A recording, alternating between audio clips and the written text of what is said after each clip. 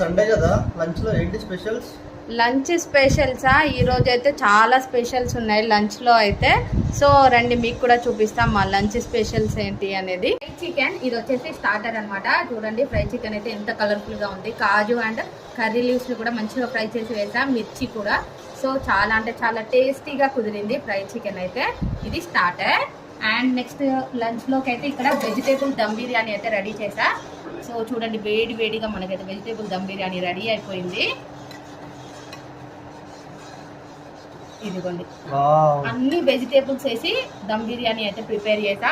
మీకు vegetable dum biryani full blog కావాలంటే comment సెక్షన్లో కామెంట్ చేయండి, షేర్ చేస్తాను నేను. అండ్ ఇక్కడ వచ్చేసి అయితే రైతా. చూడండి బిర్యానీలోకి కావాల్సింది రైతా కంపల్సరీ కదా. సో ఇది రైతా మా బాబు ప్రిపేర్ చేశాడు. అండ్ వీటన్నిటికీ మెయిన్గా కావాల్సింది ఏంటి?